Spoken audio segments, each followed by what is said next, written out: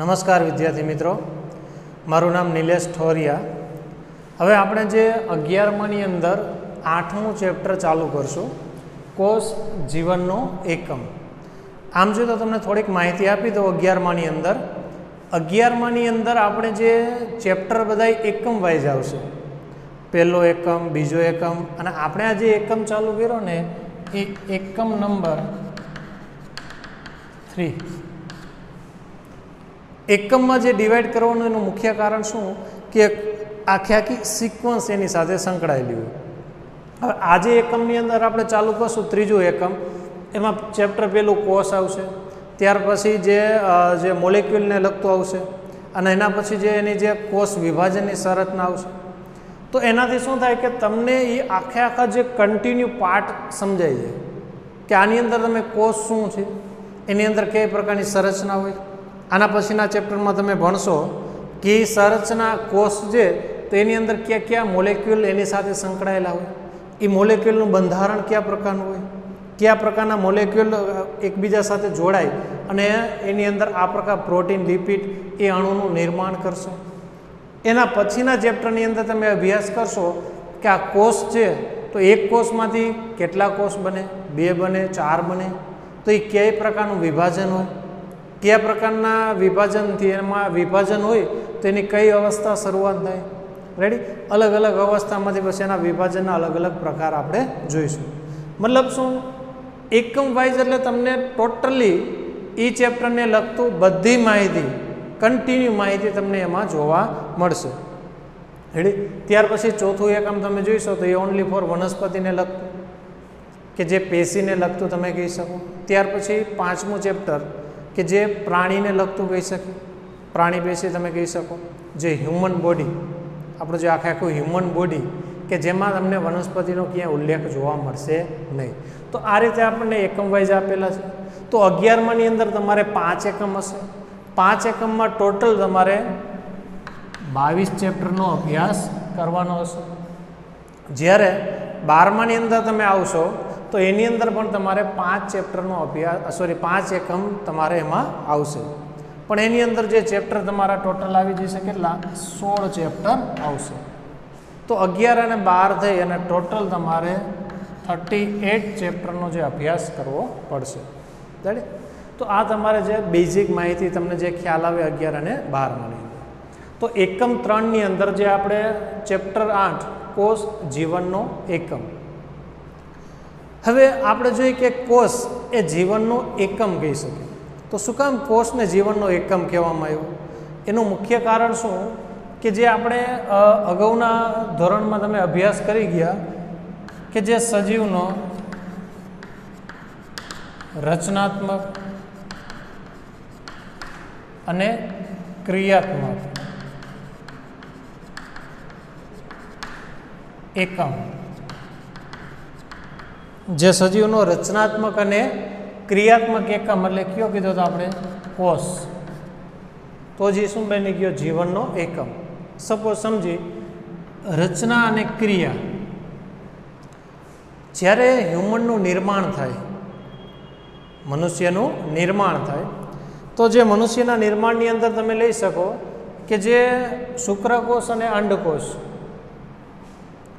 સામાન્ય માહિતી આપણે લઈ જેથી તમને ખ્યાલ આવે.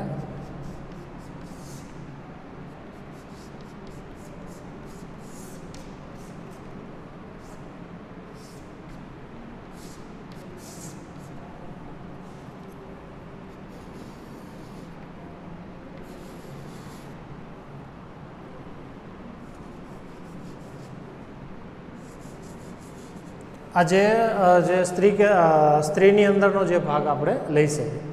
હવે આની અંદર શું હોય કે આ જે શું ઉત્પન્ન થઈ છે? આપણા જે અંડકોષ ઉત્પન્ન થાય. હવે આ જે અંડકોષ અહીં ઉત્પન્ન થઈ, હવે એ અંડકોષ ઉત્પન્ન થઈ અને આ રીતે અહીં વહન થશે. હવે અહીંથી શું દાખલ થઈ છે? શુક્રકોષ દાખલ થાય. હવે આ બે એકબીજા સાથે અહીં શું થાય? જોઈન્ટ થઈ છે. એક અંડકોષ એની અંદર અહીં શું દાખલ થાય? શુક્રકોષ દાખલ થઈ છે. અને એક નોર્મલી એક કોષ બનશે કે જેની અંદર અહીંયા તમને લઉં, એક આજે શુક્રકોષ લઈ લ્યો અને ત્યાર પછીનો એક આ અંડકોષ. એક આ શુક્રકોષ અને અંડકોષ. હવે આ બે ભેગા થશે, ભેગા થઈ અને એક કોમન કોષ બનાવશે. આ જે કોષ બનાવ્યો એને શું કહેવાય? યુગ્મનજ તરીકે ઓળખાય. કે જે કોષની સંખ્યા કેટલી છે? એક જ. યુગ્મ, યુગ્મ એટલે કે જોડકું. એક અને એક આ બે ભેગા થઈ ગયા, બે એક જગ્યાએ ભેગા થયા એટલે એને શું કીધું? યુગ્મનજ કહી શકે. તો આ જે યુગ્મનજ બન્યો ને, હવે આનું વિભાજન થાય. થયો શું? ખાલી એક જ કોષ. હવે આ કોષમાંથી એનું વિભાજન થશે. વિભાજન થાય એટલે એકમાંથી બે કોષ બનશે, બેમાંથી ચાર, ચારમાંથી આઠ, આઠમાંથી 16. આ રીતનું ડિવિઝન થાય. ડિવિઝન થઈ અને આ જે ગર્ભાશયની દિવાલ હોય એ દિવાલની અંદર એ શું થઈ જાય? સ્થાપન થઈ જાય. સ્થાપન થઈ પછી ધીમે ધીમે વિકાસ થઈ અને એ જે કોષ હતો એ કોષનું આ એક યુગ્મનજ કોષ અહીં લઈ લો. આ કોષ યુગ્મનજ. હવે આ કોષનું વિભાજન થાય, વિભાજન થઈને ઘણા બધા કોષો બને. એ બધા કોષો ભેગા થાય, ભેગા થાય એટલે કોષમાંથી શું બનશે? આ એક કોષમાંથી શું બનશે? અહીંયા પેશી. હવે એ બધી પેશી ભેગી થાય અને પેશીમાંથી શું બનશે? અંગ. અંગમાંથી શું બનશે? અંગતંત્ર. અને એ જે છેલ્લે અંગતંત્રમાંથી શું બનશે? દેહ, શરીર, આપણો દેહ. તો આપણે જે દેહની રચના જોઈ તો કેનાથી થઈ? અંગતંત્ર. અંગતંત્રનું નિર્માણ કેમાંથી થયું? અંગનું કેમાં? પેશી, પેશીનું કેમાં? કોષ. તો જે દેહ બન્યો તો શરૂઆત ક્યાંથી? દેહની કોષથી. એટલે જ એ કોષને આપણે કેવો એકમ કીધો? રચનાત્મક કહી શકીએ. તો આ રીતે વિભાજન થઈને આ રીતે જે ભ્રૂણ બનશે તો એ જે ભ્રૂણનું નિર્માણ છે એ કેમાંથી થશે? ખાલી આ એક જ કોષમાંથી. એટલે કયો કોષ? યુગ્મનજ આપણે કહી શકીએ. તો આ જે યુગ્મનજમાંથી જ આખા દેહનું નિર્માણ થાય. તો એક કોષમાંથી આખો દેહ બની ગયો તો એ કોષને આપણા જે રચનાત્મક ભાગ તરીકે કહી શકીએ, માટે એને રચનાત્મક એકમ કીધો. એનાથી આગળ કે જે ક્રિયાત્મક એકમ. ક્રિયાત્મક. હવે ક્રિયાત્મક એટલે શું? કે કાર્ય કરવા માટે. રચનાત્મક એટલે એનું જે સ્ટ્રક્ચર, રચનાના કે એનું જે સ્ટ્રક્ચર બનાવવા માટે કે એની રચનાનું નિર્માણ કરવા માટે આપણે કહી શકીએ. હવે કાર્યાત્મક એટલે કે એનું કાર્ય. સપોઝ ધારો કે કોષમાંથી પેશી બને. હવે પેશી બની કેમાંથી? કોષમાંથી. પેશી જે કામ કરશે હકીકતથી કામ કોણ કરે? કોષ. પેશીમાંથી અંગ બન્યું. અંગ જે કામ કરશે એ કોણ કરશે? પેશી. પણ પેશી છેલ્લે કેમાંથી બની? કોષમાંથી. સમજાય? કે ધારો કે આપણો જે હાથ લઈ લ્યો, આખે આખો જે હાથ. હવે હાથ આપણે જે મૂવમેન્ટ કરી, આખે આખો હાથ મૂવમેન્ટ, પણ હાથ હકીકતમાંથી બન્યો કેમાંથી? કોષમાંથી. હાથ બન્યો કોષમાંથી. તો આપણે જે કામ કરી પણ હકીકતમાં એ કામ કોણ કરે? કોષ. દરેક કોષ શું કરે? કામ કરે. એ પ્રમાણે જે મગજમાંથી આપણને સંદેશા મળે તો મગજમાંથી સંદેશા આપવાનું કામ કોણ કરશે? કે જે અંતઃસ્ત્રાવ. પણ એ અંતઃસ્ત્રાવ ઉત્પન્ન કેમાંથી થશે? સેલમાંથી, કોષમાંથી. તો અલ્ટિમેટલી જે કહી શકીએ છેલ્લો ભાગ, જે લાસ્ટ ભાગ આવશે શું? કોષ. કોષ જ જે તે કાર્યનું શું કરે? નિયંત્રણ કરે. એના આધારે જ આપણે મૂવમેન્ટ કરી શકીએ.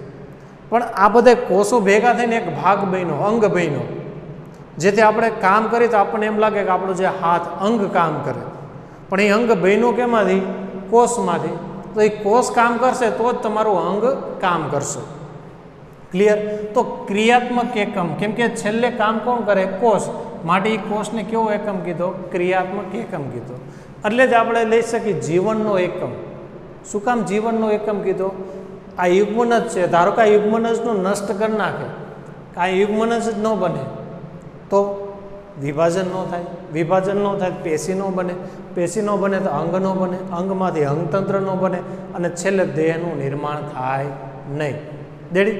તો જે દેહના નિર્માણ માટે કે જે જીવનનો એકમ શું છે? આપણો કોષ. એના વગર બીજું કાંઈ શક્ય નથી. કોષ જ છે તો એમાંથી જ સજીવનું નિર્માણ થઈ છે, રચના થઈ છે, અને એ જ કોષ સજીવના શું કામ મળશે? કાર્ય માટે મદદ કરશે. એટલે જ એને સજીવનો રચનાત્મક અને ક્રિયાત્મક એકમ કહેવામાં આવે. રેડી? આજે આપણે થોડીક માહિતી કોષ વિશે જોઈ લીધી. હવે આપણે આ ચેપ્ટરની અંદર કયા મુદ્દાનો અભ્યાસ કરવાનો, પછી આપણે ચેપ્ટર ચાલુ કરશું. પણ જસ્ટ તમે સમજી લ્યો કે આખા ચેપ્ટરની અંદર તમારે કયા મુદ્દાનો જે અભ્યાસ કરવાનો એ જોઈ લઈએ આપણે. કોષ જે આમ છે તો સાવ સામાન્ય ચેપ્ટર છે અને તમને મજા આવશે. ખાસ યાદ રાખજો બધા ચેપ્ટરના પોઈન્ટ, કેમ કે આગળ જતા એ તમારે વધારે કામ આવશે. કોષ લઈ લ્યો. આમ જે તો આપણે બે પ્રકારના કોષ વિશે આમાં અભ્યાસ કરવાનો છે. એક પ્રાણીનો કોષ અને એક વનસ્પતિ કોષ. પ્રાણી કોષ અને વનસ્પતિ કોષ. પ્રાણી કોષ અને વનસ્પતિ કોષની અંદર જે મેજર ડિફરન્સ કે જે બેમાં મુખ્ય તફાવત તમે કહી શકો, તો ઘણા બધા એની અંદર તફાવત જોવા મળશે તમને. આગળ જતાં આપણે લઈશું કોષનું વિહાંગ અવલોકન. અત્યારે તો ખાલી જસ્ટ આપણે તમને ઓવરવ્યૂ કહી કે આ ચેપ્ટરની અંદર આપણે કયા મુદ્દા વિશે અભ્યાસ કરશો. તો આની અંદર મુખ્ય તફાવત લઈ શકો એની જે કોષ દિવાલ, સેલ વોલ કહી શકીએ આપણે.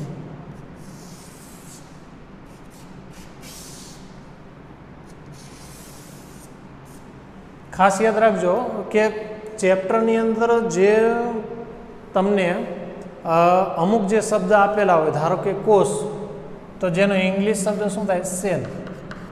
તો આવા ઘણા બધા જે પોઈન્ટ આપેલા હોય શબ્દ, એને બ્રેકેટની અંદર, કાઉન્સની અંદર એના ઇંગ્લિશ શબ્દ આપેલા હોય, તો એ પણ ખાસ યાદ રાખજો. કેમ કે નીટની અંદર 3 થી 4 ક્વેશ્ચન તો એ ઇંગ્લિશને લગતા જ પ્રશ્નો હોય. તો આપણે જ્યારે આ ચેપ્ટરની શરૂઆત કરી તો સાથે સાથે એની પણ ટેવ પાડી કે જે શબ્દ હોય તેની બાજુમાં જે ઇંગ્લિશ શબ્દ હોય ને એ યાદ રાખવા.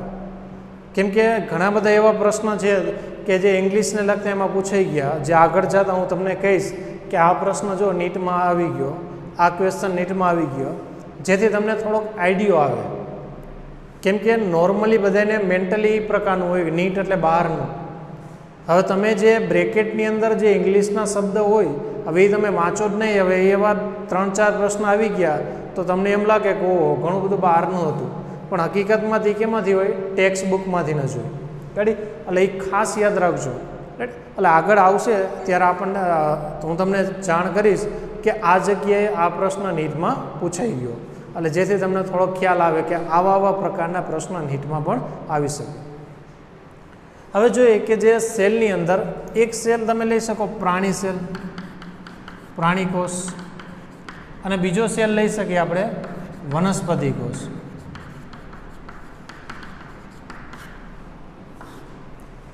એની અંદર જે મેજર ડિફરન્સ, આની અંદર શું હોય? કોષ દિવાલ.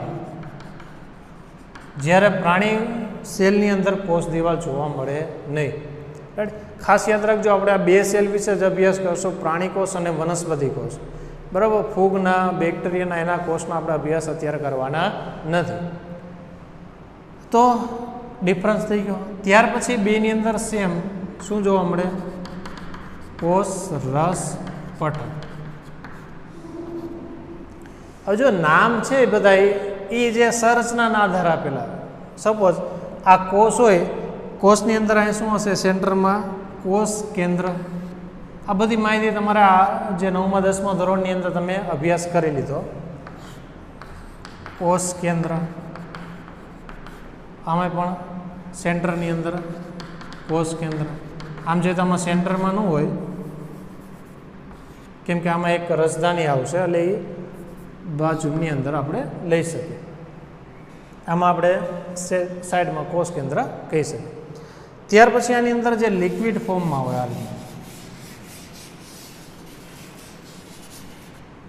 હવે આ જે પ્રવાહી ભાગ છે એ પ્રવાહી ભાગ કેની અંદર છે?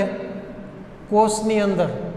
કોષની અંદર એક પ્રવાહી જેવો ભાગ, તો રસ જેવો ભાગ, પણ કેની અંદર? કોષની અંદર. તો એને શું નામ આપી દીધું? કોષ રસ. કોષની અંદર પ્રવાહી જેવો ભાગ, તો એને શું કીધું? કોષ રસ.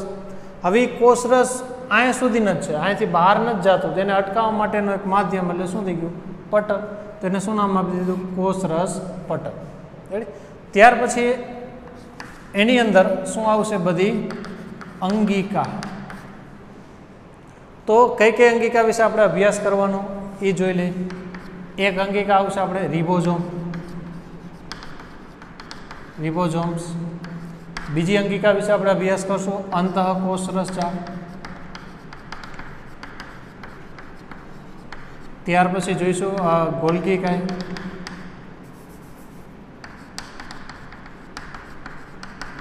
ત્યાર પછી લાઇસોઝોમ. એના પછી જોઈશું કણાભસૂત્ર.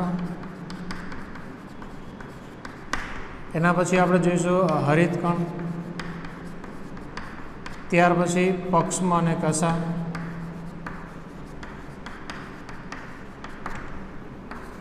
એના પછી તારા કેન્દ્ર, તારાકાય અને તારા કેન્દ્ર.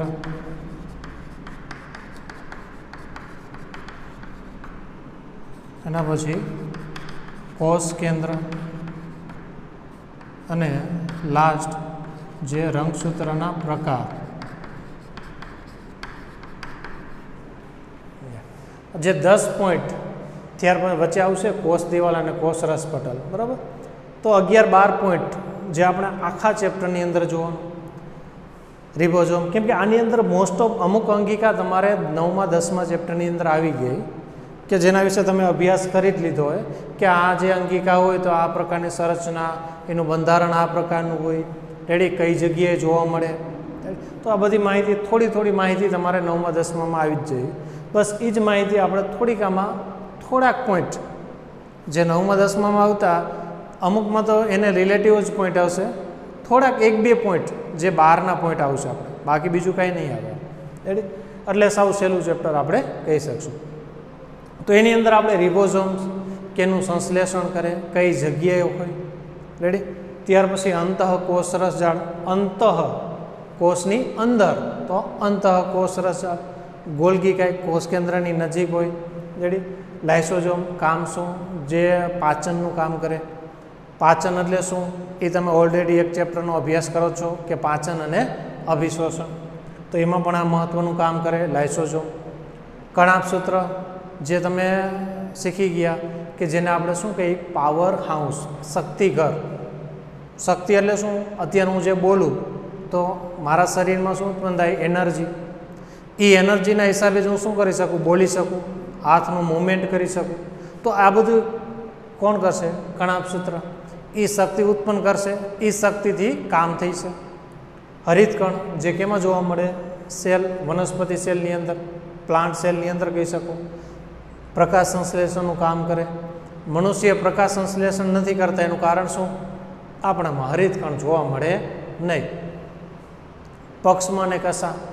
તો પક્ષમનું બંધારણ અને કસા એક કામ પ્રચલન અને એક હલનચલન સાથે સંકળાયેલો ભાગ કહી શકે. તારાકાય અને તારા કેન્દ્ર જે વિભાજનનું કામ કરે. વિભાજન મતલબ શું?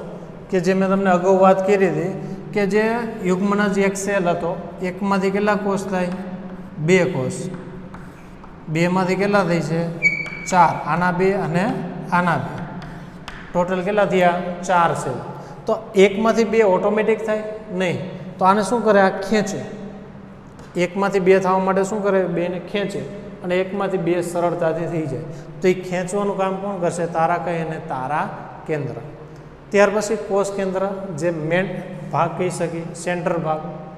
તો એ કોષ કેન્દ્રની અંદર શું હોય? તો એની અંદર કોષ કેન્દ્રિકા, કોષ કેન્દ્ર રસ. ત્યાર પછી મહત્ત્વનો ભાગ કહી શકીએ આપણે, શું હોય આપણું? રંગસૂત્ર. કેમ કે એ જ રંગસૂત્ર કેના માટે જવાબદાર હોય? આનુવંશિકતા.